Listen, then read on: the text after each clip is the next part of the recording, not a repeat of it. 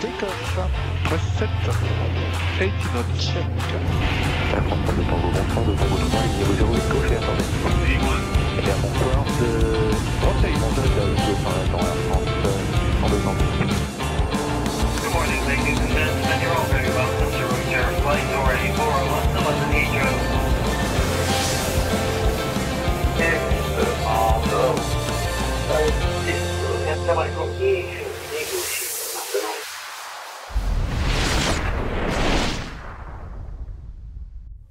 Eh bien, bonsoir à toutes et à tous, soyez les bienvenus, bienvenue dans la zone aéro, j'espère que vous allez bien en ce mercredi soir, ravi de vous retrouver pour une nouvelle émission. Il est là, il arrive, il est beau, il est chaud, c'est pas légionnaire, c'est Nico. Ça va mon petit Nico? Je pensais que tu parlais des combinaisons. Non, je te montrais toi là. Ça va bien mon petit Nico? Ouais, bonsoir à tous, ça va très bien. Bon, ça va très bien, beaucoup très bien. De travail en ce moment là. Ouais. Mais j'ai vu des peintures de Corsair là. Ouais, bah oui, donc j'ai un Corsair de Garde Corée à finir, hein, et puis je suis sur la fin. Là. Et d'ailleurs, j'invite le chat à venir voir ton compte parce que tu mets des photos de tes maquettes. Ah oui, c'est sur Facebook, hein, pour ceux qui veulent voir, ils peuvent passer, hein, c'est visible, hein, je mets la petite terre là pour dire que c'est. Pour dire que c'est fini. Tout le monde... Ah oui, non, pour que ce soit public. Que tout le monde peut le voir, ouais. Ouais, bah oui, bien sûr. Bien sûr. Voilà. Donc, du coup, j'ai racheté un petit cadre, je vais faire un petit sol de sable, de terre beige, un peu boueuse, là, pour... Ah, en spécial, d'accord, ok. Bon, bah voilà, vous pouvez voir le travail de Nico via son profil. C'est ça.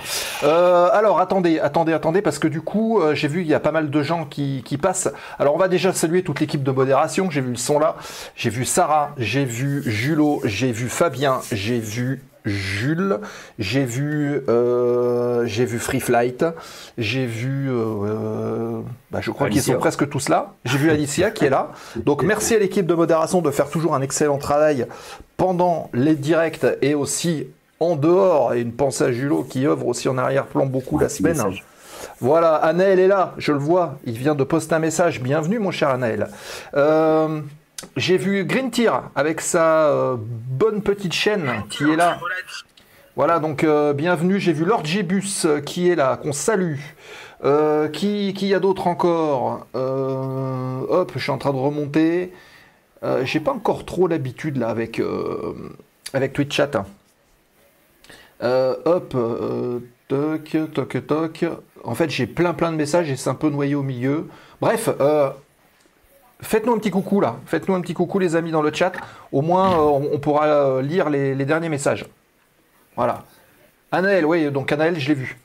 Nico, bah oui, voilà, Nico. Coucou. Voilà. Mais non, mais ceux à qui on a déjà dit bonsoir, ça va. C'est les autres. C'est les autres. Benny FR33, bienvenue Benny. Bon, merci d'être présent donc pour cette émission du mercredi de la zone aéro. Je vous rappelle la bonne habitude que on va d'ailleurs vous rappeler, on va vous informer d'ailleurs d'une petite nouvelle de cette semaine qui est sortie cette semaine pour soutenir la zone aéro. On en parle dans une minute dans la rubrique un petit coucou Chronambule. Premier message dans le chat Chronambule, je sais pas. Bonsoir Chronambule, bienvenue dans la zone. Donc sur Twitch, vous souhaitez nous suivre, pas de problème. Vous souhaitez avoir les notifications quand on démarre les directs. N'hésitez pas à cliquer en dessous sur le petit follow. Ça va vous permettre déjà de rejoindre la communauté de la zone aéro, mais en plus de pouvoir avoir votre notification sur votre navigateur ou par email pour être averti de quand ça démarre et de plein d'autres choses d'ailleurs. Si vous souhaitez soutenir la zone aéro et ne pas avoir de publicité, parce que ça arrive, bonsoir Nico AFR. Oui, c'est possible, c'est ma deuxième fois sur ce live. Merci pour l'accueil. Bienvenue en tout cas, Chronambule et Nico aussi. Vous souhaitez suivre la zone aéro sans coupure pub, n'hésitez pas à le faire. Si vous avez en plus un abonnement Prime Amazon, vous claquez votre abonnement Prime Amazon sur la chaîne, ça vous enlève les pubs pendant 30 jours. En plus de ça, vous avez accès au replay dès la fin de l'émission. Donc 15 jours avant le passage sur YouTube, vous avez en primeur les replays. C'est une manière de vous remercier aussi de soutenir l'émission. Et sinon, c'est à peu près c'est 3 € et quelques, donc l'équivalent de café sur le mois, ce qui n'est pas très cher. somme toute. Mais maintenant, il va y avoir un nouveau moyen de soutenir l'émission qui passera plus par Twitch, qui se prend quasiment 70% de la com. Merci Jeff Bezos. Donc, on a mis en place une nouvelle petite page dont je vais vous parler juste après. Ce sera la première chose. Et d'ailleurs, vous voyez, ça s'affiche là en dessous, là, dans le bandeau. Devenez un contributeur actif sur notre Patreon. On va en parler dans un instant. Voilà. J'ai à peu près parlé de tout. Je pense que oui. Bah, écoutez, les amis, ce que je vous propose de faire, sans plus tarder, c'est de déposer le plan de vol de l'émission de ce soir. De quoi allons-nous parler? C'est ce qu'on voit tout de suite.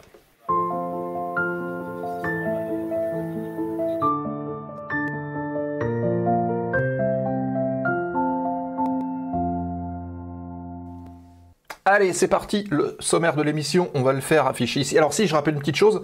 Vous avez vu ça? Hop, il est là, voilà, il est beau. Si vous le déclenchez, vous cliquez sur follow, le follow de la zone aéro.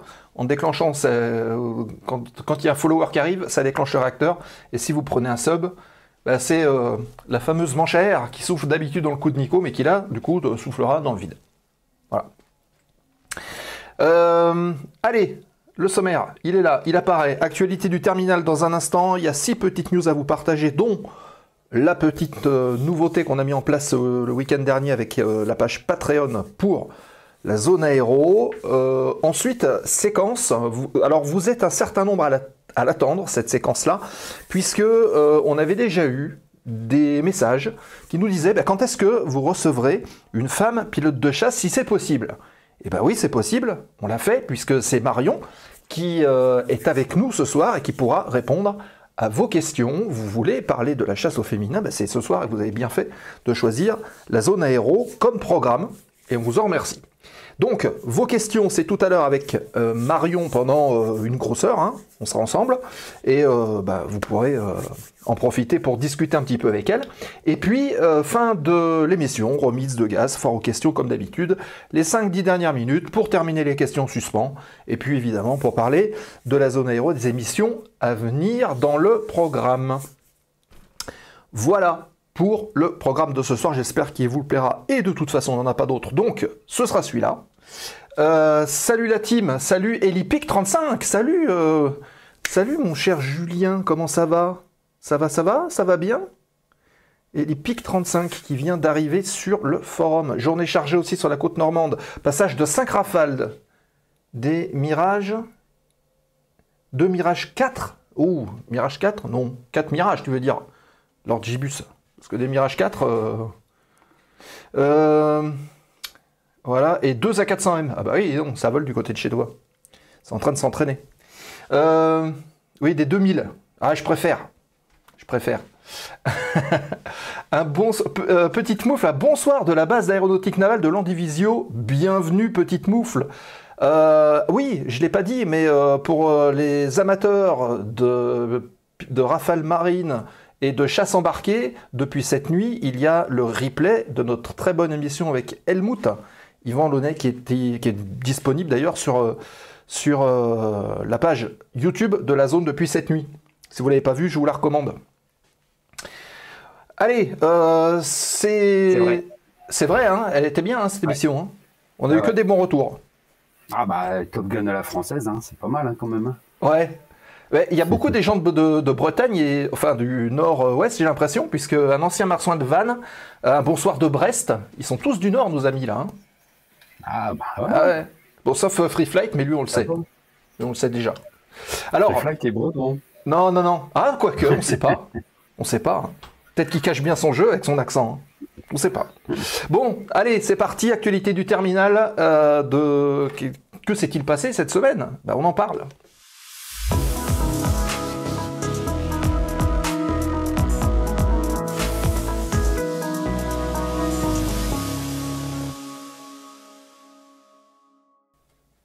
Et notre amie Alicia est bien enjouée. Une ambiance festive, etc. C'est cool. Merci Alicia. Allez, c'est parti les amis. Déjà, on va parler de la zone aéro. On parlait justement des soutiens possibles pour pour pouvoir supporter les émissions et pour pouvoir les faire perdurer. Hein. Vous savez que ça représente un certain investissement. Vous n'êtes pas sans savoir qu'il y a 15 jours, l'ordi de streaming, il a fait bonjour, au revoir, hop, coupé, merci, terminé. USB HS, enfin tout HS, donc il a fallu le changer. C'est un petit billet quand même. Et donc, si vous souhaitez contribuer en fait à faire perdurer la zone aéro, à faire perdurer le matériel, faire optimiser tout ce qui se passe bien et que ce soit plus efficace que Twitch, qui malheureusement a ses limites, étant donné qu'on n'est pas partenaire, et on va dire que Jeff Bezos ramasse une grosse partie de ce qu'il nous reverse d'ailleurs, ce qu'il devrait nous reverser, mais non. Donc, on pourra peut-être exiger une petite place dans sa prochaine fusée aussi. Ouais, oh non, je pense qu'il nous fera payer aussi. Hein. Ouais, c'est Jeff, hein. C'est Jeff. Non. Donc, on a lancé, et d'ailleurs, un petit peu sur les conseils, entre guillemets, de Aldo, de la semaine dernière, la page Patreon, et regardez, je vous ai fait une petite capture. Alors, tous les liens, je vous rassure, tous les liens sont disponibles sur la page Twitch, c'est disponible sur le site de lazoneaero.fr, dans les liens sur les réseaux sociaux et tout ça, il y a tout ce qu'il faut. Vous cliquez sur la page Patreon et vous avez différentes formules d'abonnement en fonction du soutien que vous voulez apporter, un petit peu comme un financement participatif à l'émission. Alors, il faut savoir que on va vous mettre des contreparties qui peuvent être assez cool. Par exemple, formule de base, vous aurez un accès privilégié à un serveur Discord et de temps en temps, on pourra échanger des petits trucs en plus que on le fait ici.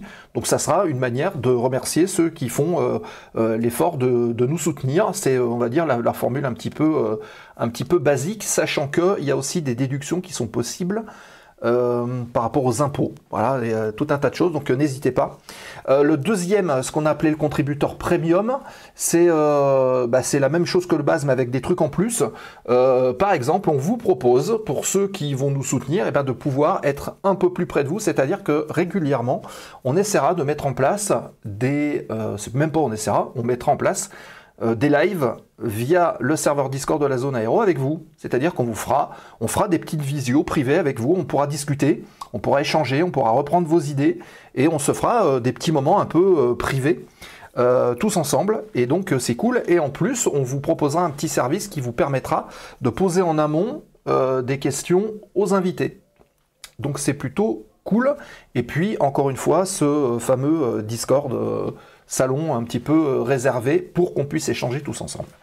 Et puis enfin la formule Deluxe qui là est le haut de gamme des premiums. Je pense pas qu'il y en ait beaucoup, mais malgré tout on l'a mis.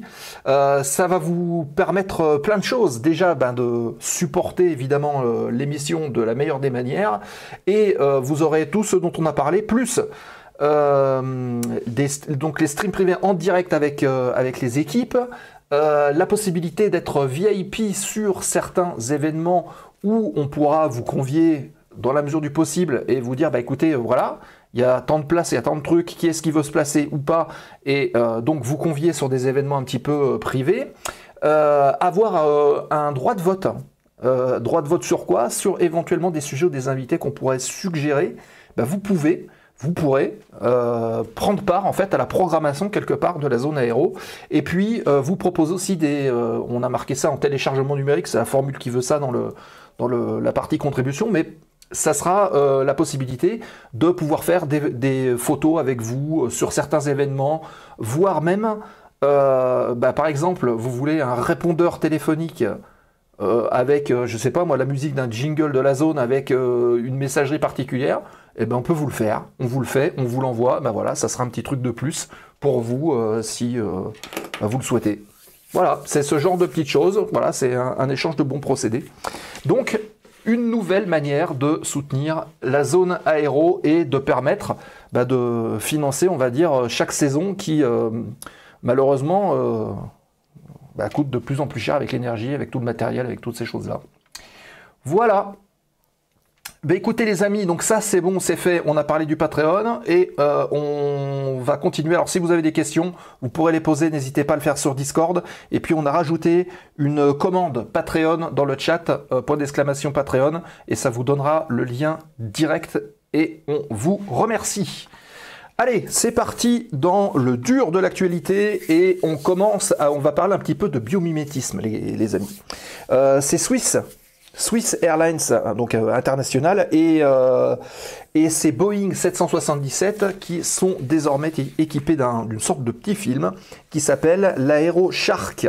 Donc 12 Boeing 777-300ER ont été équipés. Vous avez un gros plan justement sur cette technologie en haut à droite qui est directement inspiré de la peau de requin, d'où le nom AeroShark. C'est développé par Lufthansa Technik et BASF, vous savez, qui faisaient à l'époque des cassettes vidéo et tout ce genre de choses. Et salut Martin qui vient d'arriver sur le chat. Donc le dernier Boeing 737-300ER a été revêtu courant du mois de mai là, avec un processus d'installation qui dure 18 mois, qui a été débuté en octobre 2022. Chaque avion nécessite à peu près une semaine pour l'application de ce film sur l'intégralité du fuselage. Mais à quoi va servir ce film? Eh bien, AeroShark imite les nervures microscopiques qui sont donc situées sur la peau des requins, et ça a pour objectif de réduire la traînée de frottement, donc la traînée parasite, et donc, évidemment, si on réduit la traînée, on diminue la consommation et donc les émissions de CO2, qui sont estimées, après avoir fait quand même des études en vol, à peu près 1% de la traînée. Ce qui veut dire qu'en 2023, Suisse aurait déjà économisé 2200 tonnes de kérosène et évité l'émission de 7100 tonnes de CO2, malgré l'absence d'équipement sur l'intégralité de la flotte de ces 777. Alors, fort de ces résultats, Swiss s'engage à étendre cette technologie à d'autres avions long courrier, sous réserve évidemment de l'approbation de l'EASA, puisque vous savez que l'agence européenne doit certifier des avions quand on fait des modifications. Donc si c'est validé, je pense que ça pourrait être encore un pas de plus vers la décarbonation. Et puis... c'est une technologie qui existait aussi à l'époque, je crois que c'est peut-être Longibus qui le disait, sur des maillots de bain, à l'époque de certains nageurs au moment des Jeux Olympiques, qui avaient cette technologie aussi qui était déployée et qui fonctionnait plutôt bien, et je crois qu'elle était interdite même après. Voilà. Il y avait, en 1980 aussi, pareil, ils avaient déjà utilisé dans l'aviation la technique de requin, en fait. La peau de requin, très bien dans... Ouais. On voit très bien dans Y a-t-il un pilote dans l'avion? On voit la queue comme ça. Je m'attendais à un truc sérieux. Pour se déplacer. Ah, pourquoi j'espère encore. Allez, on continue avec l'acquisition de Aerovel par Airbus. Alors Aerovel ou AeroVironment est une petite entreprise américaine, à peu près 30 personnes, qui est spécialisée dans la conception et la fabrication de drones et de systèmes d'aéronefs sans pilote pour diverses applications civiles, militaires, et elle est située dans l'État de Washington, aux États-Unis. Ils produisent une large gamme de drones, des petits drones techniques à des drones à haute altitude et à longue endurance. Et ils ont spécialement conçu ce drôle d'appareil que vous voyez à l'écran, qui s'appelle le Flex Rotor. Alors c'est un petit peu curieux, mais je vous propose de regarder d'un petit peu plus près à quoi ça ressemble, ce Flex Rotor. Voilà, ça ressemble à ça. Alors ce Flex Rotor, c'est un drone spécifique à voilure tournante qui a la possibilité de décoller et de se poser verticalement, donc ce qu'on appelle les VTOL, et qui est également une sorte de convertible, puisqu'une fois qu'il a décollé verticalement, eh ben, il peut passer pour un vol horizontal et donc avoir une efficacité de vol qui sera accrue. La conception va permettre une plus grande polyvalence d'utilisation, puisqu'on va pouvoir l'embarquer sur des bateaux, sur des véhicules qui permettront, si vous voulez, l'exploitation un Osprey en miniature, ouais, sauf qu'il n'y a qu'un moteur. Et d'avoir en fait des surfaces de décollage et d'atterrissage qui soient relativement réduites et la possibilité de faire des sortes de missions, de surveillance, de livraison de fret, etc. en passant par évidemment d'autres applications plus militaires. Le Flex Rotor pèse à peu près 25 kg, ce qui n'est pas rien, et affiche quand même une autonomie supérieure à une vingtaine d'heures de vol. Voilà, et donc vous avez ces images à l'écran de ce décollage de ce Flex Rotor, développé, je le rappelle, par Aerovel, et qui est sur le point, ou qui est en train en tout cas, d'être racheté par Airbus. Voilà. Ça ressemble un peu à un projet... On va laisser sérieux, hein, c'est pas déconnant. Ouais. Non, mais les Allemands, à la fin de la Deuxième Guerre mondiale, en 1945, ils avaient pas mal de projets aéronautiques plus ou moins farfelus. Ouais. Et il y a un projet un peu qui ressemble à ça, qui ressemble un peu à ce genre d'engin avec une hélice comme ça, c'est vertical, et puis... Ouais. Sauf que là, l'hélice, en fait, c'est à 3 pales, et il y avait un réacteur à chaque bout d'hélice, en fait, sur le projet allemand. Ah oui, effectivement, ouais, ça me dit quelque chose. Par Heinz von Halheim. D'accord. Bon, bah là, on voit les évolutions avec les atterrissages. Voilà, donc en tout cas, Airbus veut se placer sur ce segment justement des drones. Voilà. Alors, on continue avec Ryanair. C'est une nouvelle qui a déchaîné les passions cette semaine. On a pu le voir sur un certain nombre de sites spécialisés. Ryanair qui a annoncé la fermeture de la base Ryanair de Bordeaux. Qui a annoncé cette semaine qu'elle déplacerait ses avions à l'automne 2024 avec éventuellement des possibilités de changement de décision jusqu'à cette date. Alors, cette décision, elle résulte d'un désaccord avec l'aéroport de Bordeaux qui avait décidé de revoir les tarifs à la hausse, ce qui n'a évidemment pas plu à la compagnie. Et en conséquence, Ryanair a dit, bah nous, si c'est plus cher, on s'en va, ciao, on se barre ailleurs. Donc Ryanair va déplacer ses avions vers des aéroports européens moins coûteux, ce qui va entraîner évidemment la perte de lignes et d'emplois pour le personnel qui était basé à Bordeaux. Cependant, elle continuera, a-t-elle indiqué, de desservir Bordeaux, bien que son offre puisse être réduite puisque en fait ils vont avoir moins de slots, moins de possibilités de flexibilité, si vous voulez, dans les horaires notamment matinaux et nocturnes. Et les employés qui sont basés sur Bordeaux se verront proposer des postes dans d'autres bases du groupe s'ils souhaitent se déplacer. Et l'issue de cette situation donc reste à suivre, notamment pour les passagers évidemment qui empruntent ces lignes de manière régulière, et évidemment aussi le marché aérien bordelais, puisqu'il y a pas mal de gens qui sont employés sur le secteur. Comme quand Ryanair avait quitté Marseille avant de revenir. Bah oui, après c'est ça. On continue, hop, avec une nouvelle technologie qui est apparue cette semaine, Collins Aerospace et le ASAS, ASAS. Qu'est-ce que c'est que cet engin?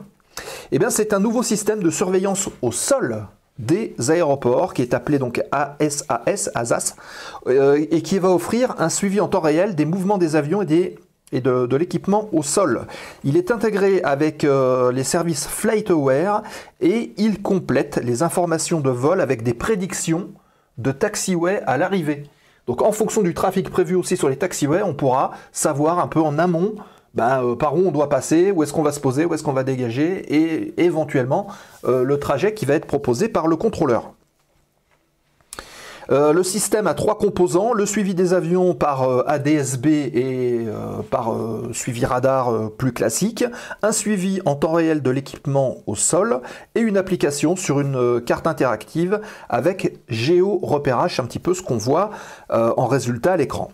Il vise à améliorer l'efficacité des opérations aéroportuaires et à réduire surtout les risques de collision au sol, surtout en cas de mauvaise visibilité, en cas de mauvaise météo. Selon Collins, le manque de conscience situationnelle, le situation awareness, comme on aime l'appeler, est une source très fréquente de problèmes dans les aéroports, de collisions avec le sol ou avec les équipements, ou entre les avions même. Et ce système fournit donc des données en temps réel qui vont essayer de remédier un petit peu à tout ça. Voilà, et on termine par Un petit clin d'œil à nos amis de l'ENAC, puisque j'ai appelé ça retour en glissade à l'ENAC. La fameuse glissade, digne de son nom, que vous avez peut-être connue pour les pilotes qui sont sur le chat. Cette glissade avait été bannie du guide de l'instructeur de l'ENAC il y a quelques années. Et cette fameuse glissade serait réapparue au programme de la nouvelle version du guide de l'instructeur, qui remettent en fait au goût du jour la glissade dans le programme du pilotage de base. Cette manœuvre, on rappelle, la glissade a deux objectifs. Un, c'est de garder l'avion aligné avec la piste pour contrer le vent de travers. C'est un peu ce qu'on voit sur le Cessna photo de gauche. Et éventuellement, une autre application assez pratique, c'est de pouvoir perdre de l'altitude. Oui, c'est ça, perdre de l'altitude sans gagner de vitesse, de manière à pouvoir descendre sur une finale et de garder en fait le contrôle de la vitesse. Voilà. La méthode. Alors, ouais, Nico. Ouais, non, c'est juste pour ajouter que effectivement, moi, je l'utilisais surtout pour apprendre le vent de travers et surtout pour apprendre à doser le décrabage en fait. Ouais. Tu vois, donc parce que apprendre à un élève à décraber au moment de l'arrondi à la dernière seconde, c'est un peu difficile pour un élève. Donc en fait, par cette méthode-là, avec une glissade, en fait, je lui apprenais à décraber en finale, en fait. Ok. Alors, c'est un peu décraber en finale. C'est-à-dire qu'on met l'axe de l'avion dans la piste, là, sur l'axe de la piste, et puis on met du manche dans le vent pour pas que la trajectoire soit déviée par le vent. Voilà. En fait, on simule une sorte de virage, ce qui veut dire que la roue au vent va toucher en premier. Voilà. Ok. Donc méthode, incliner l'avion dans le sens du vent à l'aide des ailerons, contrôler le lacet à l'aide du palonnier en appuyant dans le sens opposé afin de garder un axe rectiligne avec la piste. On contrôle la vitesse avec la gouverne de profondeur, donc on va jouer sur l'incidence. Et puis, évidemment, quand on fait cette manœuvre-là, l'aspect fondamental, c'est quand même de contrôler la vitesse, puisque, évidemment, il faut se méfier de l'approche. Puisque, en fait, si vous voulez, la sonde anémométrique ne va pas être exactement dans l'axe, puisque l'avion est un peu en crabe. Donc, il va y avoir des surestimations, des sous-estimations de la vitesse. Donc, on garde une marge de sécurité sur cette vitesse. La sortie s'effectue en utilisant simultanément le palonnier et les ailerons pour remettre l'avion droit sur la piste. C'est ce que tu disais, Nico, le fameux décrabage. En revanche, ça nécessite quand même quelques séances, si vous n'en avez jamais fait, pour en maîtriser un petit peu les subtilités. N'hésitez pas à vous rapprocher d'instructeurs. Il y a pas mal d'instructeurs qui savent faire ça. Donc si vous avez un doute, on lève le doute. Vous rapprochez de vos instructeurs et puis vous faites l'essai. Comme disait 0K dans le chat, en ULM, ils le font systématiquement. C'est dans les programmes de formation. Donc ceux qui font de l'avion et qui ne l'ont jamais fait, pouvez éventuellement... vous rapprochez de vos instructeurs et de faire ça. Attention aussi à la souplesse aux commandes pour ne pas endommager ou contraindre, en tout cas, la cellule de l'appareil. C'est un petit conseil qu'on peut donner. Après, il faut faire attention aussi, parce que bon, là, on voit un Cessna, donc le dessus de l'aile est soufflé. Par contre, en glissade, sur un avion à aile basse, en fait, il y a une partie de l'aile qui sera cachée par le fuselage. Ouais. Donc, si on fait un petit rappel de la formule de la portance, la surface, si elle diminue... La portance diminue forcément. Logique. Donc, c'est un petit danger, il faut faire attention quand même. Mais bon, c'est... Non, mais c'est surtout parce que je reviens un peu sur le décrabage, parce que apprendre le décrabage comme ça, à la dernière seconde, il y avait des élèves qui donnaient des coups de palonnier, l'axe de l'avion, il partait carrément dans l'autre sens... Oui. Parce que c'est pas évident de doser en fait, c'est ça la difficulté, c'était de doser le palonnier et doser le manche dans le vent en fait, au moment du décrabage. Et le fait de pouvoir faire ça en longue finale, ça permet de vraiment bien décomposer le décrabage et surtout de doser le pied et de doser le manche. Ouais. Et puis montrer à l'élève que le pied, quand on met du pied pour décraber, le pied il faut le garder quoi. Oui, parce que comme tu le disais, l'avion repart. En fonction des avions, les sensations et les débattements ne sont pas exactement les mêmes, en fonction de la vitesse, de l'approche, de la surface des commandes et puis de la configuration de l'avion. Voilà. Voilà, en tout cas c'était assez marrant de pouvoir remettre une petite piqûre de rappel sur quelque chose qui paraît fondamental. Je crois que moi je l'avais vu il y a quelques décennies en arrière et j'avais dû voir ça très rapidement. Quoi, Après ça permet de se mettre derrière un Fokker là, et puis voilà. Voilà, après un Immelmann, tu fais une petite glissade là. Et puis... D'ailleurs, tu fais bien d'en parler puisqu'il y a pas mal d'avions qui n'avaient pas de volet qui utilisaient ces techniques-là pour pouvoir perdre de l'altitude sans reprendre de vitesse. Voilà, donc on n'a rien inventé finalement. Voilà les amis, donc pour ce qu'on voulait vous partager ce soir sur ATR, on pose sur une roue.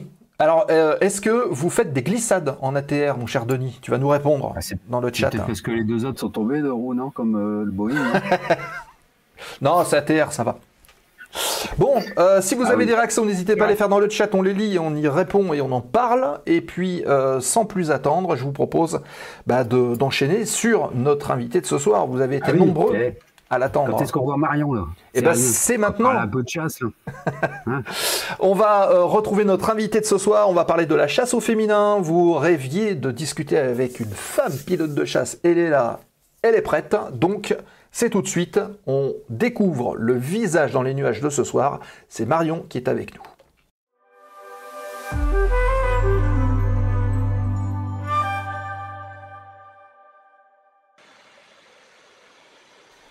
Et on est parti, elle est là, elle est avec nous. Bonsoir Marion, est-ce que tu nous entends bien? Ouais, parfait. Et ben voilà, magnifique. Et ben tu vois, il y a déjà le chat qui te salue. Bonjour à tous. Voilà, bienvenue cher Marion et bonsoir Marion, 5 sur 5 nous aussi. Bon bah c'est parfait, c'est parfait. Marion, comme d'habitude, on va pas changer les bonnes habitudes, l'équipe qui gagne, j'ai envie de dire. On va faire une petite minute de présentation. Donc, est-ce que en une petite minute, tu peux te présenter pour le chat? On va enlever nos caméras. Et puis, voilà, une minute pour te présenter. Après, on discute ensemble. Ok. Allez, je suis c'est parti. dans l'armée de l'air en 2001, après avoir passé le bac donc par la filière EOPN et l'officier du personnel navigant. J'ai été brevetée en 2003, j'ai été affectée ensuite sur Mirage F1 sur la base de Reims de 2005 à 2008.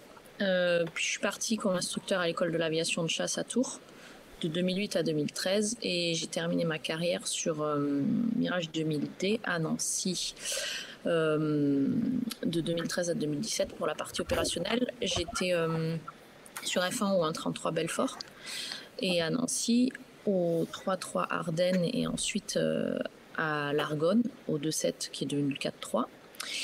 Et je suis partie faire une dernière période en tant qu'instructeur à Tours jusqu'en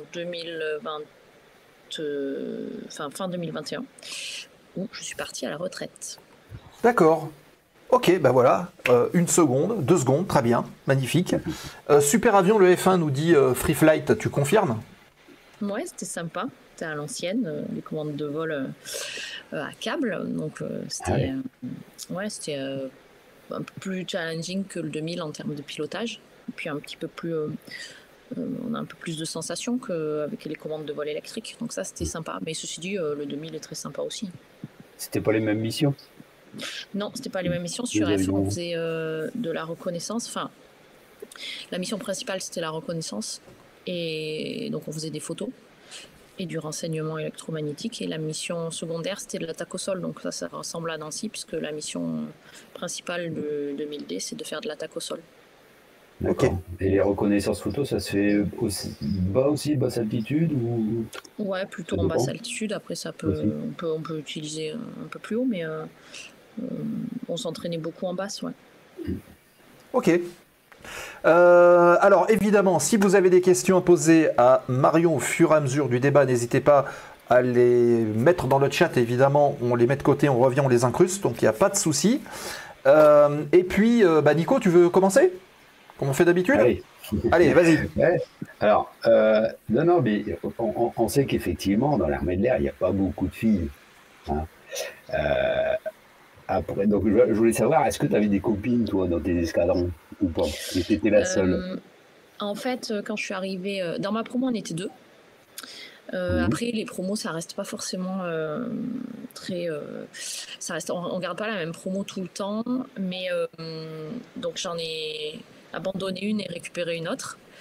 Quand je suis arrivée au 1.33, il n'y avait pas de filles à l'escadron. En revanche, il y avait Virginie Guyot qui était au 2.33. Mais on se croisait pas trop en fait parce que on n'avait pas vraiment les mêmes plannings. Après, il y en a une deuxième qui est arrivée, mais elle n'est pas restée. Quand je suis arrivée à Reims, à Nancy, il y avait pas de filles. Et quand j'étais à Tours, il y a eu quelques élèves, mais pas des masses, parce qu'il y en a quand même pas beaucoup, même maintenant. Et comme instructeur, il n'y avait pas de filles. Et comment on l'explique? Je pense que au départ, c'est peut-être un métier qui attire moins les femmes, qui a pas mal de contraintes qui sont pas forcément très compatibles avec une vie un peu rangée. Et puis aussi parce que c'est pas forcément un milieu, je dirais, moi j'avais plein de super potes dans l'armée, hein, mais c'est pas forcément un milieu qui est extrêmement accueillant, on le voit un peu actuellement. Alors, et ça, je pense que les gens le savent. Donc c'est un peu un cumul de tout ça, quoi, je pense. Ça m'amène une question, c'est ça que je voulais demander aussi, c'est est-ce que l'organisation de l'armée de l'air aujourd'hui, la vie de l'armée de l'air, est-ce que ça efface aujourd'hui cette différence homme-femme au niveau du travail? Est-ce que c'est... Après, il y a un point que j'ai oublié sur la question précédente, c'est que en fait, c'est pas... les métiers sont encore genrés de l'armée de l'air, je veux dire, dans la société. Et donc ça, c'est quelque chose qui est une donnée du problème que l'armée de l'air maîtrise pas. Après, est-ce que c'est gommé? Non, pas vraiment, parce que sur le papier, oui, mais en fait, c'est un milieu qui a historiquement où il n'y avait pas de femmes. Donc il y a plein de choses qui ont été faites par des hommes pour des hommes. Donc après, c'est pas forcément gênant, on peut s'y adapter. Mais par rapport au... maintenant, je travaille dans le privé et c'est sûr... non, pas dans le privé d'ailleurs. Je travaille à la Direction Générale de l'Aviation Civile, donc je travaille dans le public. Mais j'ai fait aussi un petit passage dans le privé. C'est vrai que c'est... on sent que c'est pas exactement pareil. Parfois, c'est bien et parfois, c'est pas bien. D'accord. Le mieux, ce serait de prendre le meilleur des deux mondes. Ouais. Oui, voilà, il y a toujours un idéal. Est-ce qu'il y a des petites attentions qui t'ont été apportées parce que tu étais une femme, ou est-ce qu'il y avait des attentions qui n'étaient pas bonnes parce que tu étais une femme? Non, en fait, je pense que c'est un peu comme partout, ce qui est décrit sur... ce que les gens décrivent comme différence de traitement, en fait, on les retrouve là-bas. Sauf que c'est un peu exacerbé. Et puis c'est un peu exacerbé. Et après aussi, je pense comme il faut des efforts de fait, quoi. Ah oui, ça, en fait, ça dépend vraiment des gens. Il y a des gens hyper sympas qui font pas du tout de différence. Ça dépend plutôt des gens que d'institutions, finalement. Oui. Même si, je veux dire, par exemple, dans les entreprises privées, on trouve beaucoup plus de politiques qui vont contrer certains biais qu'on ne trouvait pas avant dans les armées, qui parfois ont été mises en place, notamment via le plan mixité. Mais effectivement, c'est vrai que ça dépend beaucoup des gens et à mon sens, si on veut avoir une politique sur ces questions-là, ça ne doit pas dépendre des gens.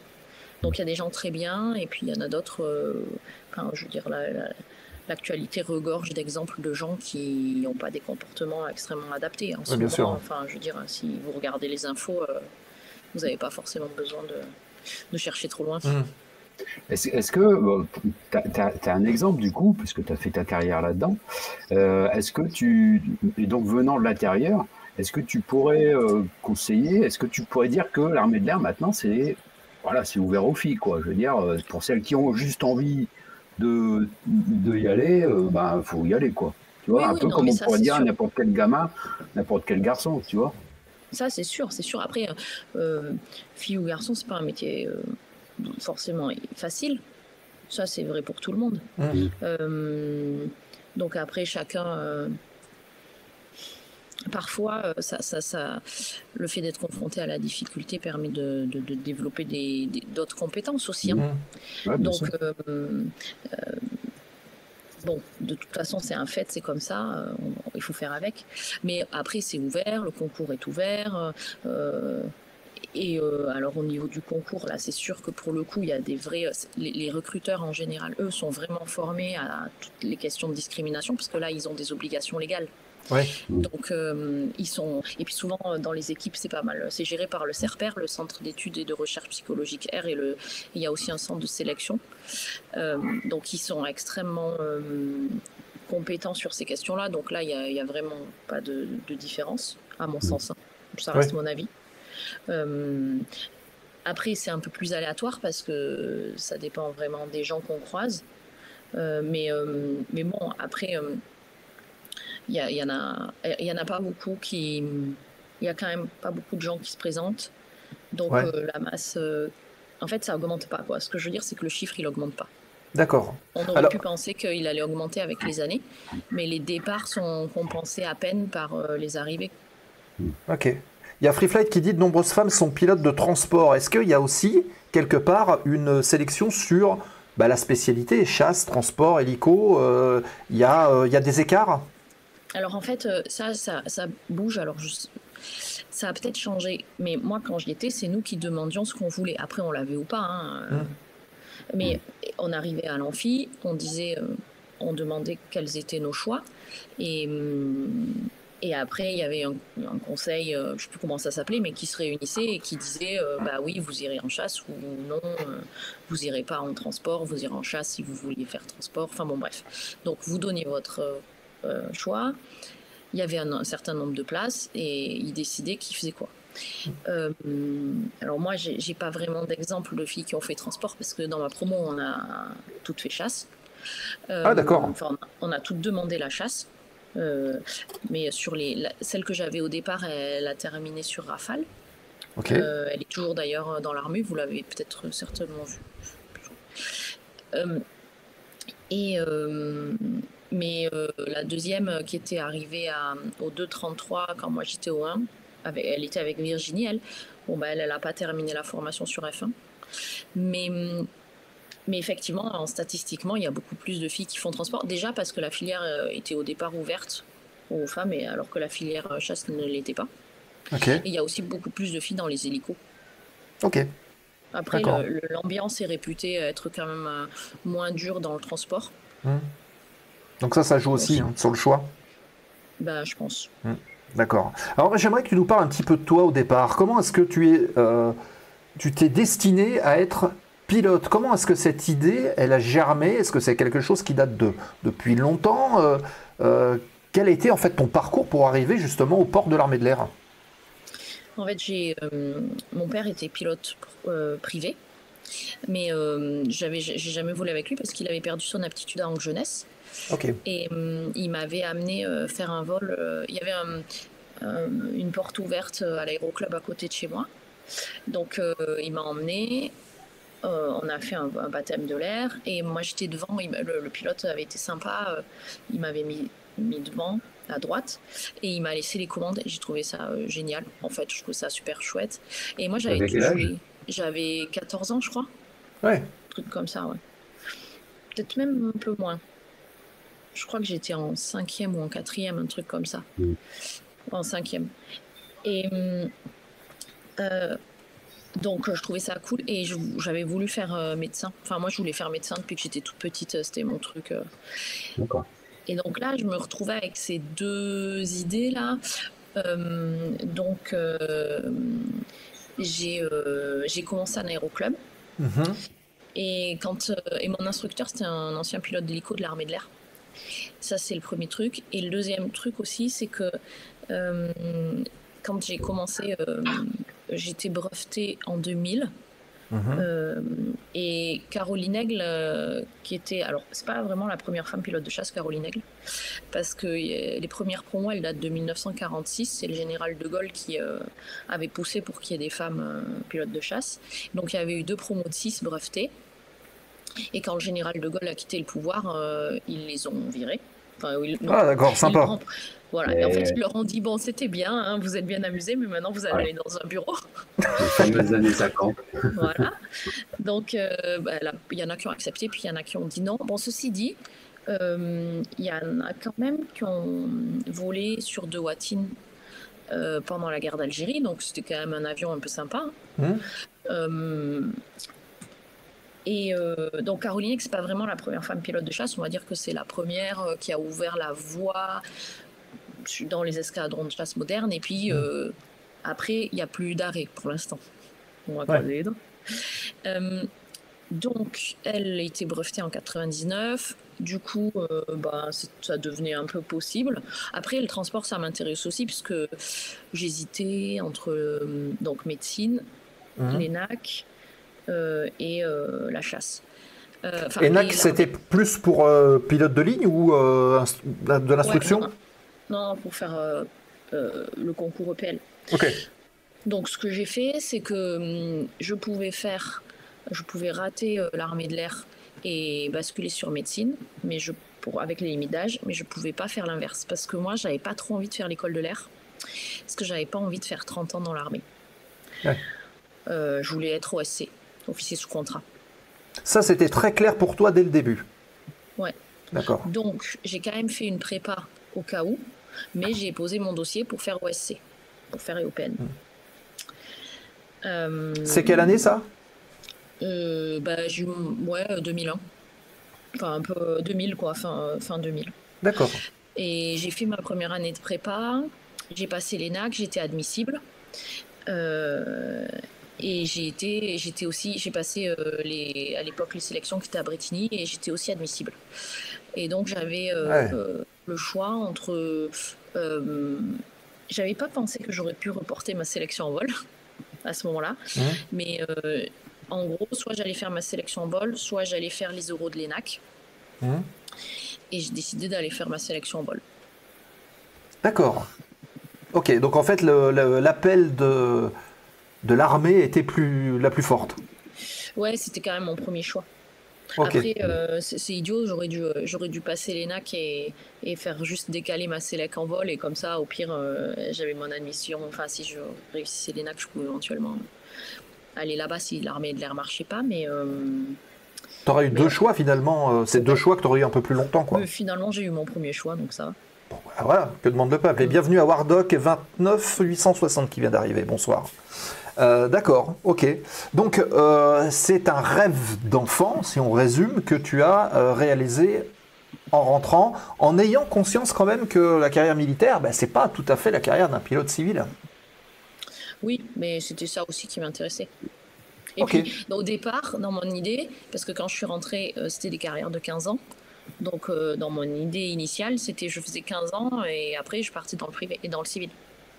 Ouais. Et au final, tu as fait combien au total? Au final, j'ai fait 21 ans parce que déjà, la réforme des retraites étant passée par là, on était passé de 15 à 17. Et puis, ils ont changé aussi la méthode de... Enfin, et puis aussi, ils ont changé les signatures de contrat et les nouvelles règles de gestion font que les gens font au moins 20 ans.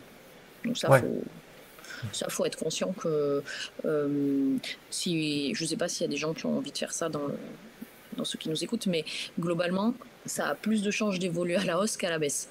Ouais. Ce qu'il faudra faire pour pouvoir partir. Après, il y a des gens qui ne font pas leurs 2 contrats et qui partent, mais ils partent sans retraite.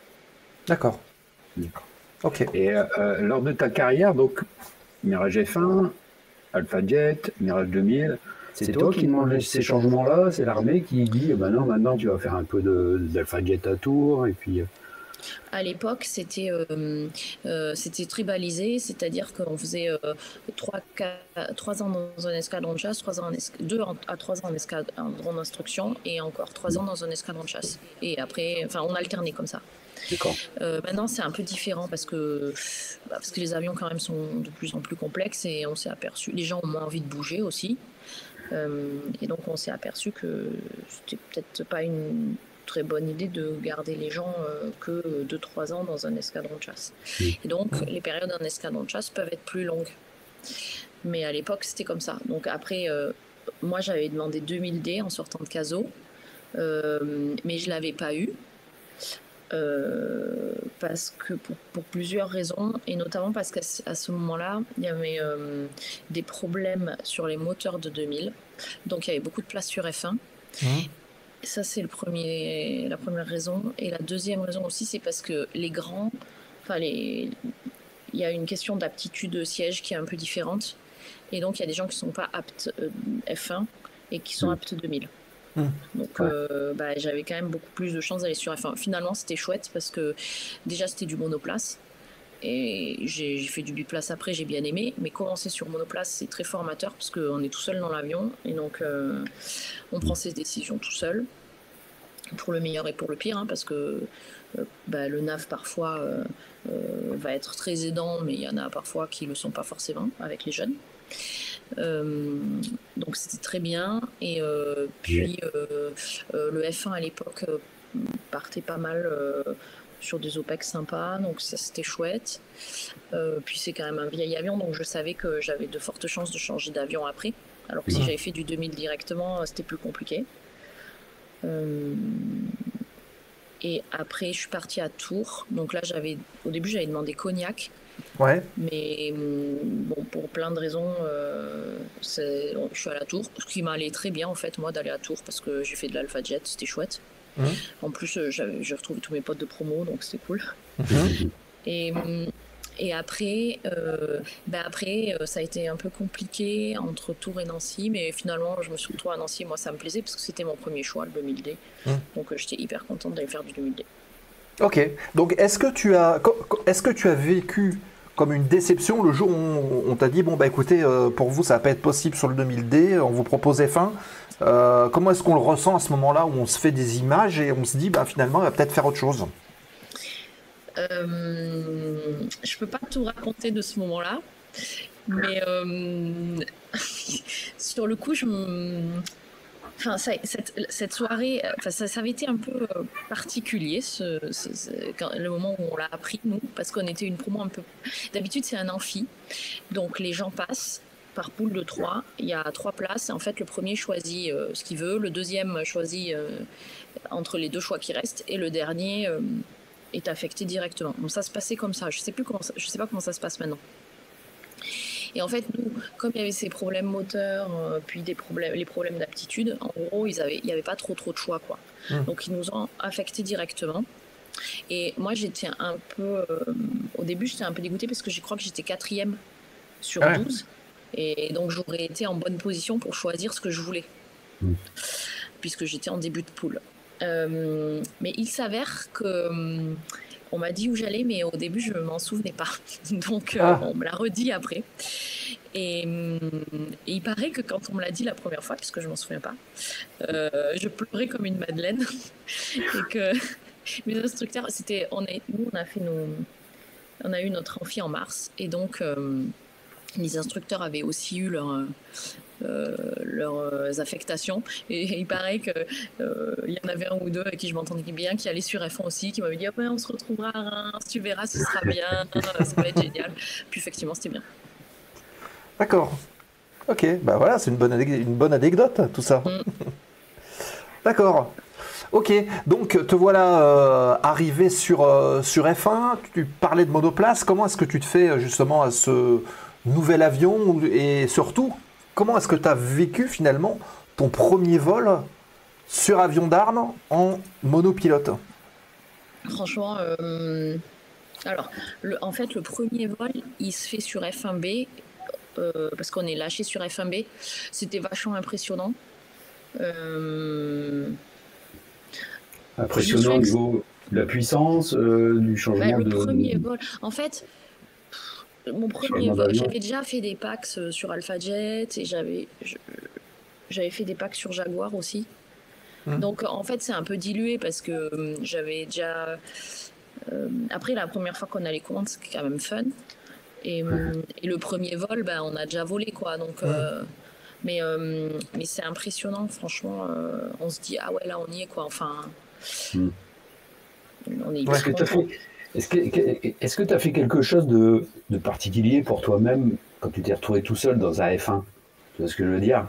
Un petit virage un peu serré, ou tu vois, le petit truc qui permet de te confirmer tu vois, le fait que tu sois toute seule au contrôle de cette machine, quoi, tu vois. La première fois, non, mais après, je sais que en fait, sur les avions de chasse, il y a un rétroviseur.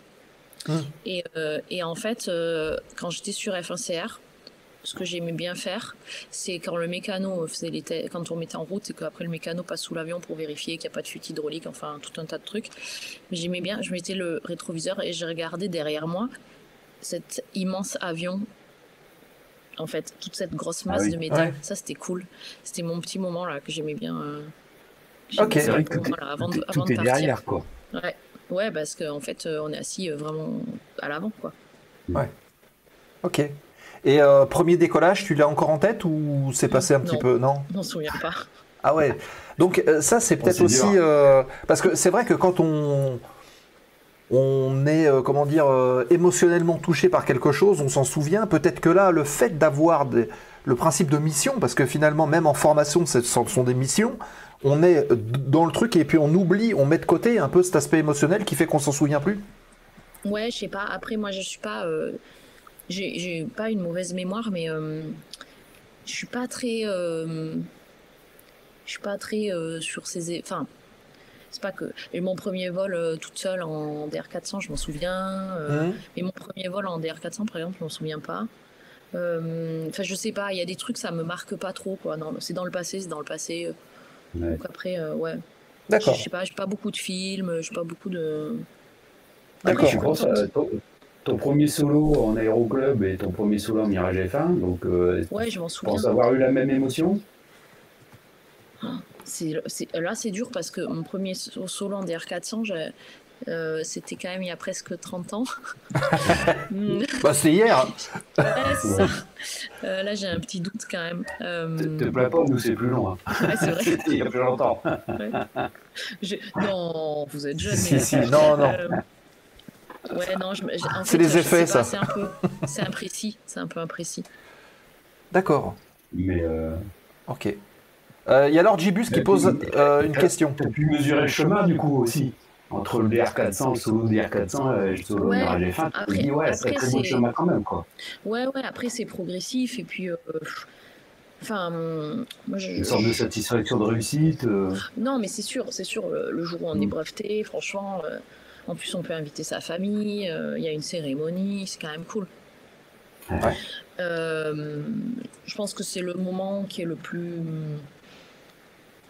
C'est le moment qui est un des plus marquants, là, quand on parle des souvenirs un peu... Ouais. Le plus marquant, ouais.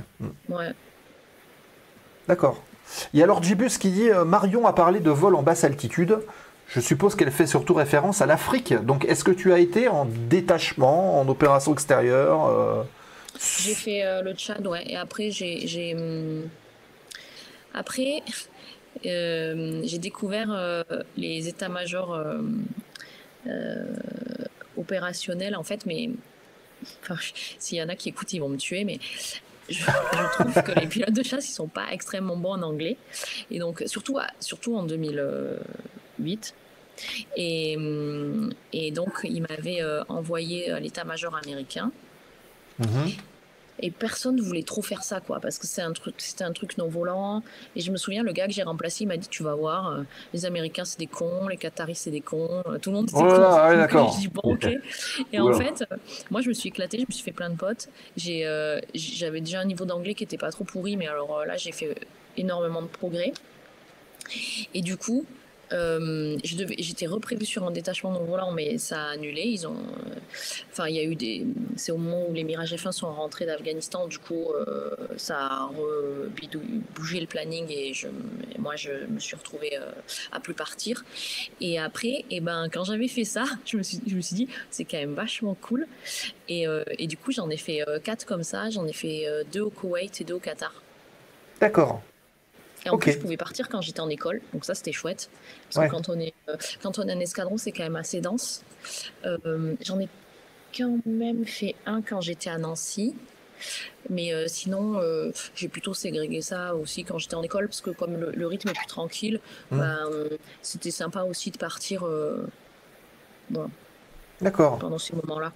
Et pour le coup, comme on est sur un avion école, les seuls détachements qui sont ouverts, c'est des détachements non volants. Ouais. Il y a Elipic 35 qui nous dit Moussoro, apparemment il y a un truc là-bas où les mirages. Voilà. Mais j'y suis pas allé. Ah bah voilà. Ouais. Voilà. Donc voilà, Elipic, tu as ta réponse. J'étais au sol. J'étais au sol. Voilà. Daguet, opération Daguet, Desert Storm, c'est ça? C'est ce que dit Lord Gibus? Ouais, alors c'est plus vieux ça quand même. Ouais. En fait, après c'était épervier. Enfin, moi quand j'y étais, c'était épervier. Pour le Tchad, celle en Centrafrique, je me souviens plus. Et après, c'était Chamal, Serpentaire et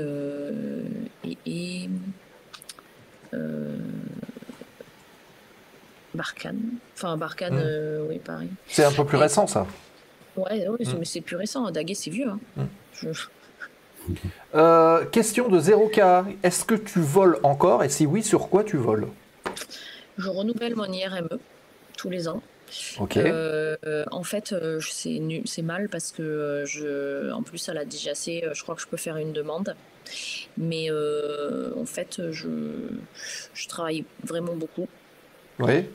Mais vraiment. Et le week-end, j'ai des petites contraintes familiales qui font que c'est compliqué d'aller voler. Donc là, j'ai pas repris au-delà d'aller faire mon IRME. Mais ceci dit, là, je me suis dit qu'en juillet, je faisais ma demande et j'ai reprenais les vols.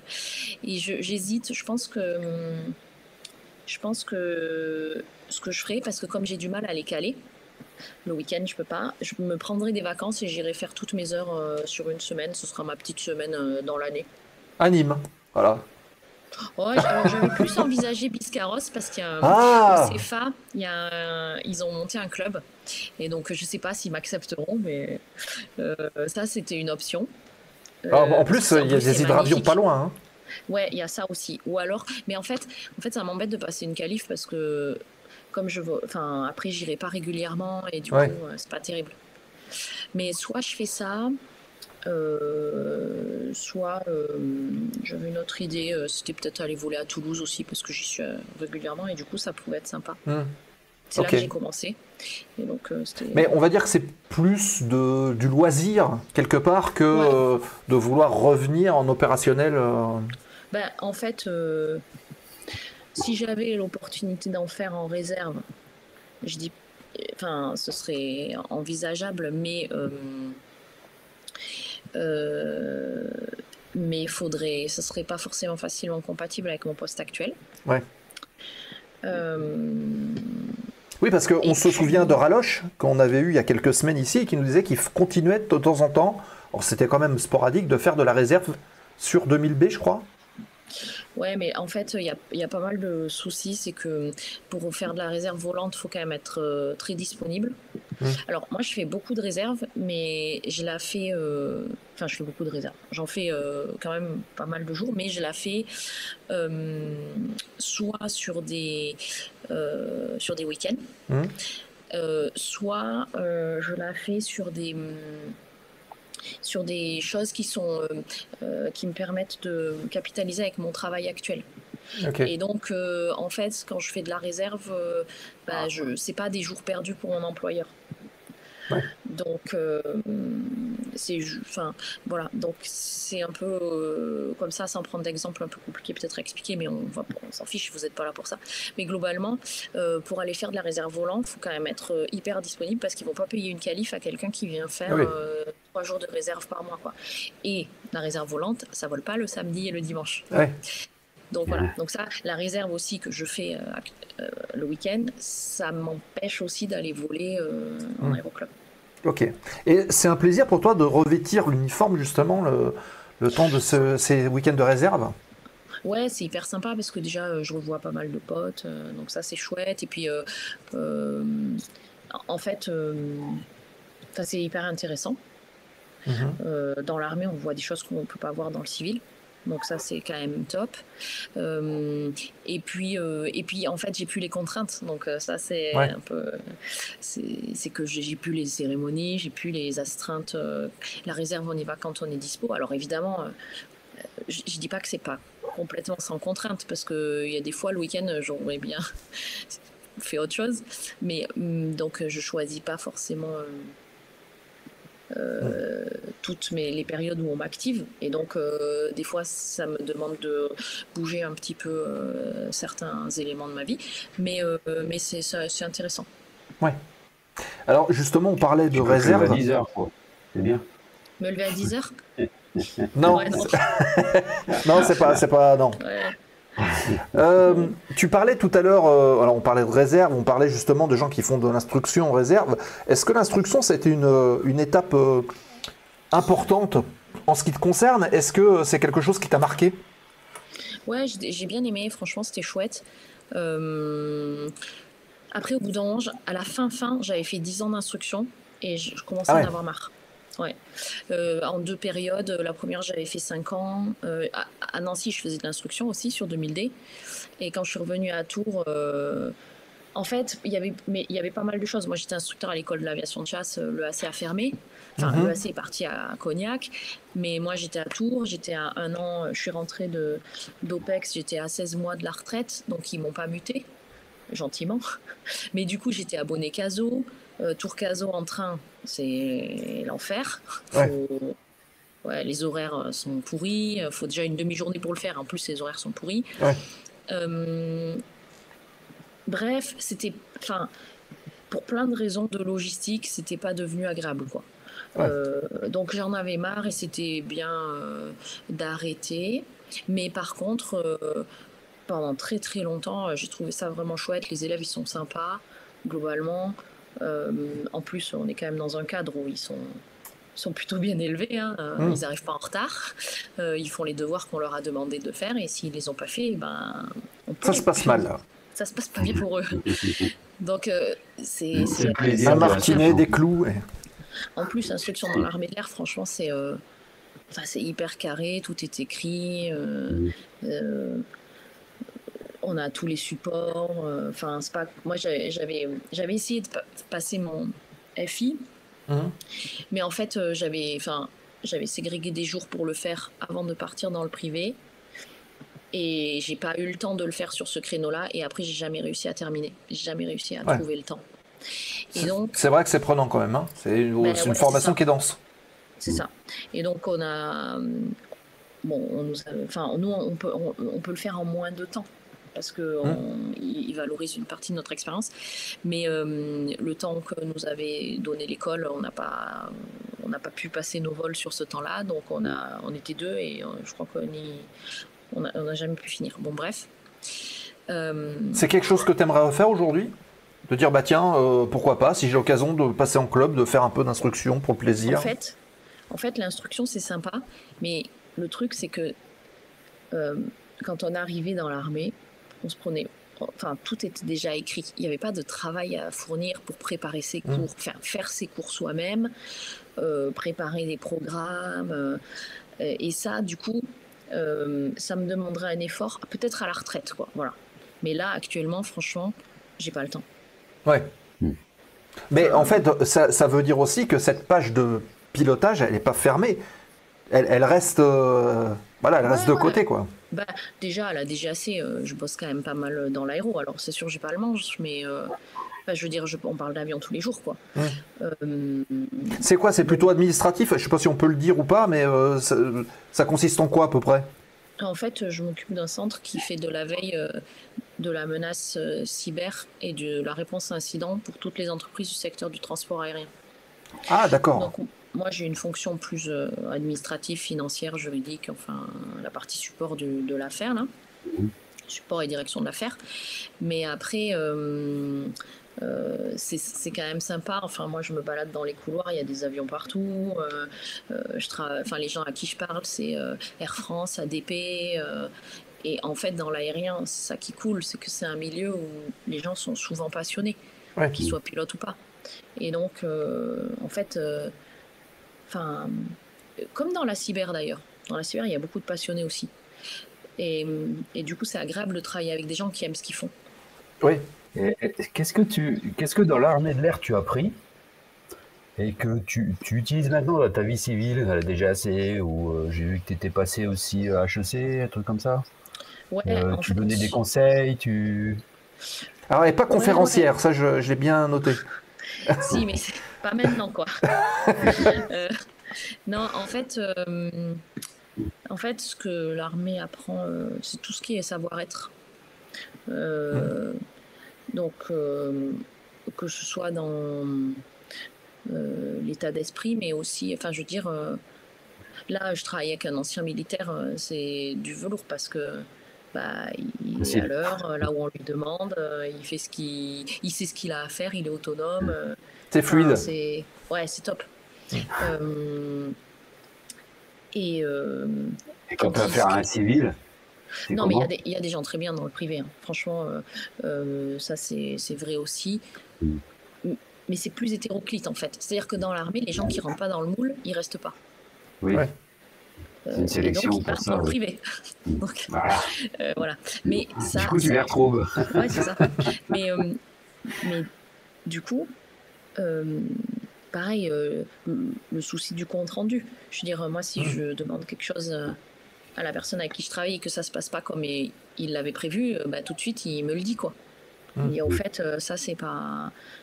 Et ça, par exemple, ça a été un peu le truc... moi, quand je demandais quelque chose à quelqu'un qui me disait oui, je me dis, je vérifiais que très tard ce que j'avais demandé, parce que je m'étais dit, de toute façon, si ça se passe pas comme j'ai demandé, il viendra me voir pour me le dire. Ouais. Mais non. Donc voilà. Donc il y a des choses qui sont un peu différentes, mais après, toute la partie gestion du stress, prise de décision... toutes ces compétences non techniques, en fait, elles sont hyper développées dans les armées parce qu'on s'entraîne beaucoup. Tu t'es rendu compte que dans le civil, ça manquait tout ça, qu'il y avait des gens qui avaient des difficultés à prendre des décisions ou... Ouais. Et tout, ouais.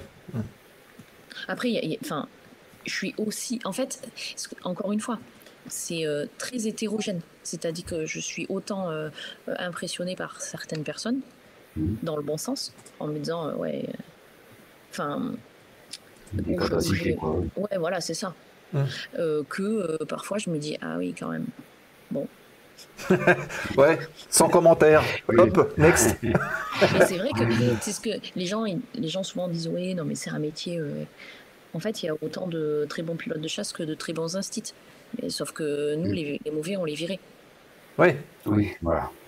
Oui, ça fait une petite différence. Alors, question un petit peu délicate, est-ce que tu préfères finalement ce que l'on disait à l'instant, c'est-à-dire côtoyer des gens dans le milieu opérationnel qui sont tous carrés, qui sont tous formatés, qui sont tous avec cette notion de débriefing, etc., ou de faire ce que tu fais aujourd'hui, où c'est diamétralement, psychologiquement différent, quoi? En fait, j'aime bien les deux parce que ce qui est chouette, c'est que où que j'aille dans l'armée, avec qui que je travaille, et c'est pas que l'armée de l'air. Hein. Là, en ce moment, je travaille avec des gens de l'armée de terre. C'est pareil. En fait, comme on a internalisé un certain nombre de façons de procéder, du coup, on arrive assez facilement à travailler ensemble. Parce qu'on a les mêmes codes. Mais ce que je trouve génial dans le privé, c'est justement... En fait, c'est un monde beaucoup plus ouvert et du coup, on se crée son réseau de gens avec qui on sait que ça va matcher, qui ont des compétences et qui sont parfois un peu différents aussi, qui fonctionnent pas comme nous. Et ça, je trouve ça chouette aussi. C'est une vraie compétence d'ailleurs de voir ça au niveau de l'analyse, parce que c'est vrai qu'on voit beaucoup de pilotes de chasse, d'ailleurs de toute arme confondue, qui prennent la parole en conférence ou ailleurs, ou en consulting, et qui font ces diagnostics-là pour les entreprises, toi, d'après ce que tu dis, c'est exactement ce que tu vois au quotidien et c'est aussi quelque chose que tu aimerais faire plus tard, le partage d'expérience? Ouais, alors je le fais un peu. Je l'ai eu fait pas mal. Même si ça n'a jamais été mon activité principale. C'est intéressant, mais après, moi j'ai du mal à. Je pense que je m'épanouirais pas dans un métier où en gros, on me demanderait de raconter ma vie à longueur de temps et toujours les mêmes trucs. Et en fait, moi, ce que j'aime bien dans mon boulot actuel, c'est que j'apprends plein de choses. Et puis, en fait, je suis partie de rien sur la mission qu'on m'a donnée. Et là, au bout d'un an, on a déjà plein de choses. Et ce que j'aime bien, c'est ça, c'est que c'est la nouveauté. J'ai rédigé des offres, des appels d'offres. Je fais des trucs pour lesquels j'avais aucune compétence. Et ça, je trouve ça chouette. Et ça, je le retrouverais pas si je devais uniquement faire des conférences, par exemple. C'est le challenge, en fait, c'est l'envie d'apprendre. Ouais, puis intellectuellement, c'est varié. Ouais, d'accord. Ok. Oui, Nico, je t'ai coupé, excuse-moi. Hein. Je voulais poser une question et hop, j'ai posé avant toi. Non, mais je revenais un peu sur la cybersécurité, là. Je veux dire, vous n'êtes pas en exercice ou j'allais dire en devoir ou en test, là. Vous êtes carrément en pleine pratique, là, avec ce qui se passe avec la Russie, les attaques que la France a subies. Et ça, c'est hyper intéressant. En fait, le champ de bataille, maintenant, le champ de confrontation actuel, c'est ce champ-là. Alors oui, la question d'une attaque, d'action cinétique, elle se pose, mais là, il y a vraiment des gens qui attaquent des Français tous les jours. Ouais. Et ça, c'est hyper intéressant, parce que c'est vrai que quand on fait dans l'armée, moi, ce que j'aimais bien dans l'instruction, c'est qu'on est vraiment utile. Quand on est instructeur, tous les jours, on est payé pour faire un métier qui produit quelque chose, puisqu'on produit des élèves. Quand on a un escadron de chasse, 80% du temps, on s'entraîne. Mais donc, c'est pas la guerre. C'est ça. Et en fait, la guerre, on l'a fait uniquement... Et on est utile à son pays quand on va faire des OPEX. Je dis pas que c'est pas... Franchement, je dis pas que c'est pas important, mais... Non, mais il faut, oui. Mais quand je suis partie faire l'instruction, moi, je trouvais ça cool qu'en fait, tous les matins, je me dise, là, je suis utile. Voilà. C'est pas de l'entraînement, c'est pas de l'exercice. Ouais. Et sur la cyber, c'est ça aussi. Sachant que si on devait faire, déjà pour ceux qui ont la chance quand ils l'ont souhaité ou pas la chance quand ils l'ont pas souhaité, mais de faire 2 OPEX par an, ça devient quand même extrêmement... je veux dire, si vous n'avez pas de famille et pas d'amis, c'est cool. Mais sinon... c'est compliqué. En tout cas, moi, c'est aussi pour ça que j'ai jamais envisagé l'aéronaval. C'est que me dire, partir 6 mois sur un bateau, j'aurais eu vraiment beaucoup de mal. Ouais, puis il y a le mal de mer, quoi. Ouais, bon, ça, je pense que c'était bon, mais... non, mais oui, c'est ça. Donc, dans la cyber, là, vous êtes carrément sur le champ de bataille, mais vous avez quand même des trucs secret défense, quand même. Le fait que tu viens de l'armée de l'air, parce que même si tu travailles là dans le civil, il y a quand même des trucs qui doivent être assez... Après, chaque entreprise a ses secrets. Enfin, je veux dire... les gens vont pas faire état de tout un tas de choses, des solutions qu'ils ont, de comment ils sont protégés, enfin du moins, ou dans des cercles assez restreints. Donc il y a une certaine culture du secret aussi, pas assez à mon sens. Ça parle trop. Et puis, ouais, et puis il y a des gens qui, pour montrer qu'ils savent des trucs, vont aller publier. Il y a encore un cet après-midi qui va publier une attaque. Enfin bon, je veux dire, quel est son intérêt, quoi. Ouais. Je veux dire, les gens qui sont sous attaque, ils ont autre chose à faire que gérer en plus le fait que la terre entière soit au courant. Et donc, je trouve pas ça très positif comme attitude. Ouais. Alors justement, tu es au cœur de la DGAC, on parlait pendant l'actualité du terminal des drones. Ça a l'air d'être le fer de lance, justement, du nouveau terrorisme. Et avec les JO qui arrivent, vous êtes sur les dents là-dessus. Vous le constatez aussi en interne de ce problème, entre guillemets, de drones? Alors, non, moi, c'est pas ma partie, donc je vais pas pouvoir vous répondre. Mais nous, sur la partie cyber, oui, avec les JO, on est vraiment en alerte. Ouais, d'accord. Et ça a déjà commencé d'ailleurs. Ok. Voilà. Il y a déjà eu des attaques cyber vis-à-vis des JO, quoi. Il y a plus de tentatives, ouais. Ok. Ouais. Bon. Petite question de Lord Gibus. En fait, il en avait même deux, notre ami Lord Gibus. Ah oui, l'alerte SMS pour les JO déjà, oui, on a vu ça à l'Assemblée, là, où tous les téléphones sont déclenchés. Apparemment, c'était volontaire, d'après ce qu'ils ont dit. Ah ben, bon. Oui, ils font des entraînements. Moi, ça m'est arrivé dans le RER, là, il y a 2 mois. Ok. Ils testent tout un... Et d'ailleurs, on avait reçu ça, et ensuite, on avait un questionnaire pour expliquer une sorte de questionnaire de satisfaction pour expliquer comment on avait perçu le truc et comment ils pouvaient éventuellement améliorer le système. Ah oui. Est-ce que ça sonnait fort, la tonalité de la sirène? Ouais, ouais, ça va. Ça va. Alors, Marion parle de nouvelle guerre. 1. Que pense-t-elle des drones et de l'avenir du combat avec des petits moyens drones? Ça, c'est la première question. Ben, on le voit pas mal. On voit pas mal en Ukraine, hein, les premiers drones qui ont été utilisés, c'était pendant la guerre de Crimée, et ensuite ils ont fait beaucoup d'innovations stratégiques incrémentales avec les drones. Et ils ont vraiment développé des concepts d'emploi qui sont assez innovants.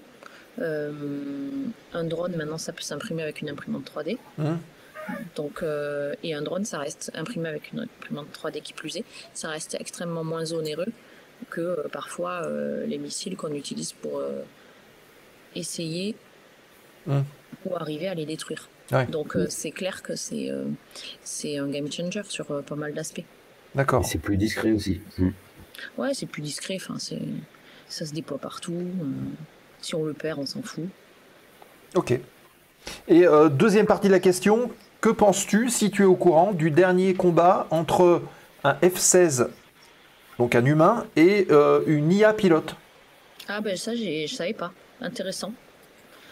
Voilà, Lord Gibus, voilà. Il a suivi ça, mais ça doit faire quelques semaines, parce qu'il avait déjà posé cette question-là la semaine dernière, je crois, il y a 15 jours. Est-ce que Lord Gibus, il peut nous donner le résultat justement de ce combat-là? Ah, il dit c'est Alicia qui a gagné. C'est ça? Non, c'est pas ça. Pourquoi Alicia, elle fait un shoot-out à Lord Gibus? C'est curieux, ça. Bon. Ok. Les discussions sur les drones... Ah oui, d'accord. Non, ça date d'au moins 2020, je crois. Nous dit Wardog. Ok. Très bien. Ok. Alors, attendez. Hop, j'enlève la question. Voilà, ok. 54, les amis, 54, c'est bientôt l'heure. Je vous propose de tourner. Alors, si vous avez des questions à Marion, n'hésitez pas à le faire maintenant. Vous les postez dans le chat, puisqu'on va tourner la dernière page de l'émission, la séquence foire aux questions, remise de gaz. Donc, le temps de lancer le jingle. Et on se retrouve tout de suite pour la dernière salle de questions pour Marion.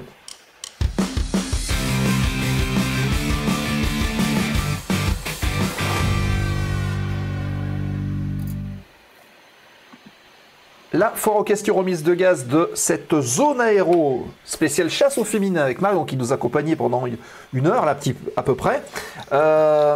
Si vous avez des questions, n'hésitez pas à les poser et on les relaie et on termine cette émission de belle manière.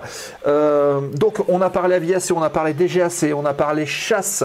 J'aimerais quand même, est-ce que tu as une anecdote qui s'est passée une fois en avion qui reste gravé, je sais pas, ça peut être, je sais pas, n'importe quoi, une navigation, une rencontre. Après, franchement, il y en a. Enfin, il aurait fallu que j'y réfléchisse un peu, mais il y a des vols, ouais, que j'ai fait avec des potes, où il s'est passé.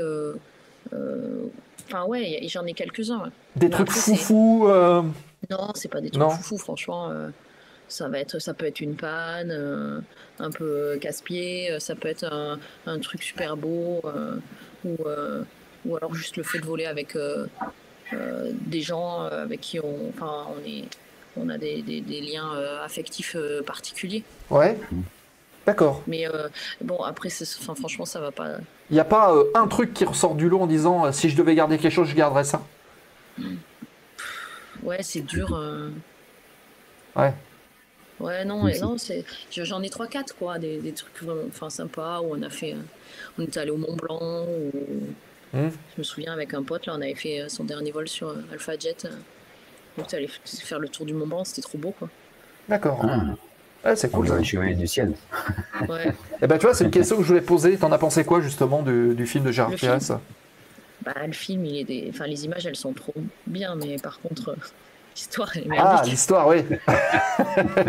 Mais d'ailleurs, Dommage. c'était sur ce film-là ou c'était sur le dernier Top Gun où on t'avait vu un petit peu dans les médias où t'avais été invité pour C'est, parler C'était sur plein de films d'aéro, mais c'était à l'occasion de Top Gun, de la sortie de Top Gun. C'était Combini, non, qui était... Ouais, c'est ça. C'était ça, ouais. C'était Combini. Ouais. Donc, d'ailleurs, vous pouvez retrouver, hein, je pense que si vous tapez un petit peu, Ah oui. vous tapez Combini, Marion c'est une- Chasse, une émission Combini, vous allez sympa, trouver. ouais, Hein. Ouais, c'était sympa à faire. Ah bah, D'accord. je regarderai. Donc ouais, c'est dans un vidéoclub et puis tu donnes ton avis sur différents films d'avion, c'est ça? Bah, ils me passent des séquences et ils me demandent D'accord. ils me posent des questions. Ouais, tu sais, avec Alors, les échelles, bah, est-ce que c'est réaliste ou pas réaliste Ouais, c'est ça. Alors, Mais ils font ça avec plein de choses. Hein. c'est quoi ton film préféré d'aviation? Bah, c'est Top Gun. Ouais, le premier ou le deuxième Bah, j'aime bien le deuxième quand même. Ouais. Ouais. Après, d'autres périodes, non? Deuxième guerre mondiale, première guerre, non? Ou Franchement, civile, hein? non, mais je trouve que celui-là, il est vraiment chouette, quoi. Parce qu'il est vraiment proche de la réalité. Ouais. Ouais, Aigle de fer, c'est pas mal quand même.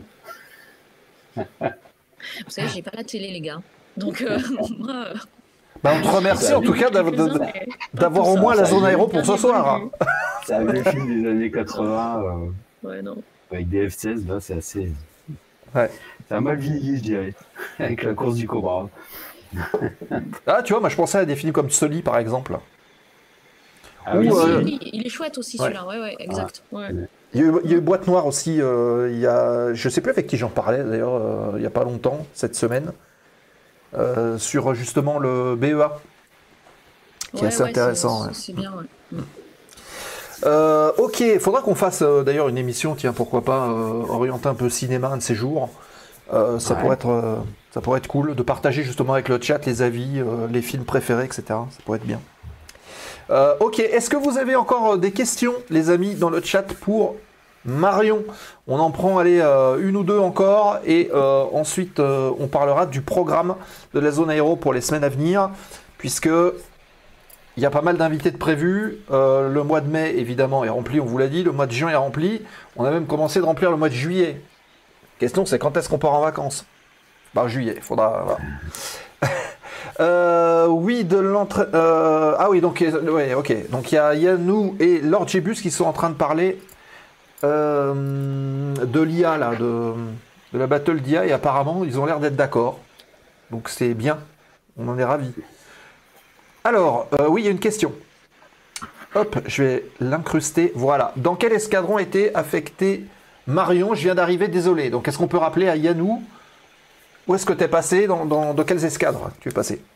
1,33, le premier à Tours, et puis le 3,3 et le 2,7 à Nancy. Voilà. Ok. Bon. D'autres questions ou on s'arrête là? Les amis, dites-nous. C'est vous qui avez la parole dans le chat. N'hésitez pas.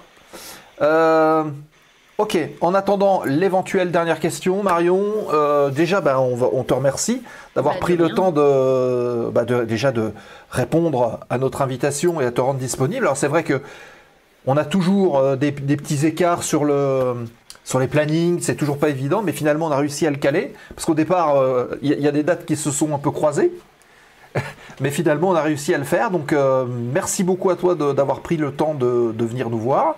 Et puis, de faire ton épisode, de parler un petit peu de ton expérience et de ta carrière. Et ça, c'est super cool de le partager avec tout le monde et de montrer que c'est possible. Et c'est toujours possible. C'est vrai que la vision d'une femme de pilote de chasse, c'est toujours intéressant. Hein. Il faut continuer à développer ça, quoi. Hein. On va les appeler les sorcières de la nuit, aussi. Ok. Je suis en train de lire un livre, je le présenterai dans des pages, hein, oui. Une fois, sur les as, en fait, et des as femmes. Donc, je ferai un petit résumé du livre, tout ça. Il y a eu des as de l'aviation qui ont plus de 5 victoires, notamment en Russie, surtout, pendant la Deuxième Guerre mondiale, quoi. Et ben voilà. Ça peut être un sujet d'histoire, et on en fait aussi de temps en temps. Et toi, Marion, t'as descendu combien d'avions là, en exercice? T'as gagné combien de fois? Plein. Ok. Marion, on te retrouve tout de suite pour le mot de la fin. Juste avant, on regarde un petit peu le programme de cette fin mai dans la zone aéro avec, à venir, la semaine prochaine, on va parler mécanique. On va se mettre les mains dans le cambouis avec Nico. Et notre invité, Thierry Roussel, constructeur de Newport 28. Voilà, on va vous expliquer, en tout cas Thierry et Nico, vous expliquer les ficelles pour essayer de construire votre propre avion, qui plus est de collection, en kit. Donc demain, c'est main dans le cambouis. Hein. Enfin, la semaine prochaine plutôt. Ouais. T'as déjà tes petites listes, Nico, de questions? Ouais, bien sûr. Ouais. Alors, première mondiale aussi, j'ai inventé un appareil et je serai donc dans les studios de la zone aéro en hologramme. Il y a des hommes politiques qui ont fait ça, c'était pas une réussite. Hein.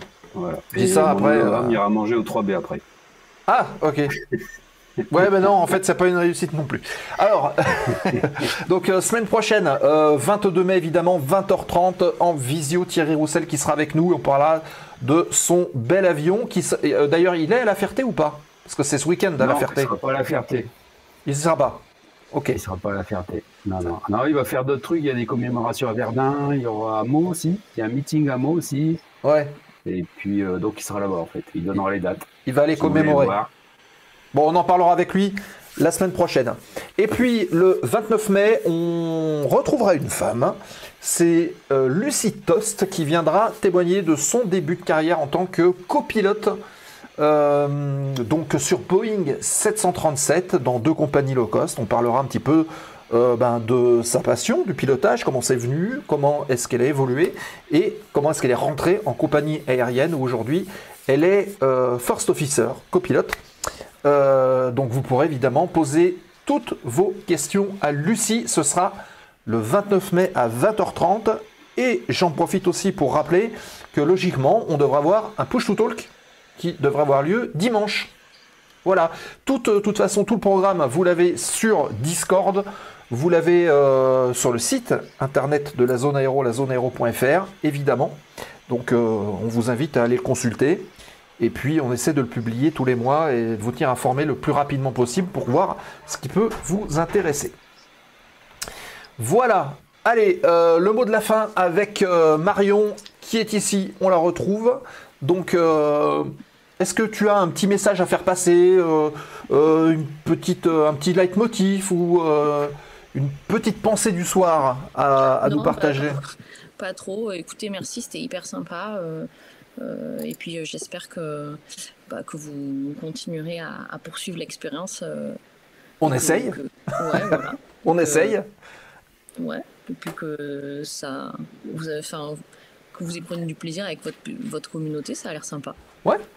Alors tu vois, entre-temps, il y a juste une dernière question qui vient d'arriver. Alors, je vais pas pouvoir rester trop longtemps, les gars, parce que j'ai pas mangé. Et il y a un moment, si je veux trouver un resto ouvert. Donc allez. Il y a un moment, c'est la dernière. Dernière question. Je la comprends parce que moi aussi, j'ai pas mangé. Voilà. Quel avion tu aurais aimé piloter? Il propose SR-71, U2 ou plus simple? Ah ouais, le SR-71, il déboîte. Ouais. Bon, voilà. Parce que celui-là, ouais. C'est ça. Ouais. Ok. YK23 est pas mal non plus. Ok, merci Marion, merci beaucoup. À la prochaine. Bonne soirée à toi et puis bon appétit surtout. Merci. Merci Marion. À bientôt. Et puis quant à nous, alors attendez, hop, on va rebasculer. Voilà. Quant à nous, donc on se donne rendez-vous avec Thierry Roussel la semaine prochaine, le 22. Push to Talk également dimanche. Donc n'hésitez pas, c'est 19h, 21h dimanche. Je vous rappelle que le replay de la très bonne émission avec Helmut sur la chasse embarquée, on a parlé rafale marine, on a parlé de plein de choses, et ben elle est en ligne sur la page YouTube. Je vous invite aussi sur les différentes vidéos YouTube à nous mettre un petit pouce bleu. Pourquoi ? Parce que ça nous fait monter dans le classement de YouTube et on en a aussi bien besoin. Je vous rappelle aussi que nous sommes sur les réseaux sociaux. Sur tous les réseaux sociaux, vous avez la liste en début, en fin d'émission, et n'hésitez pas à nous rejoindre.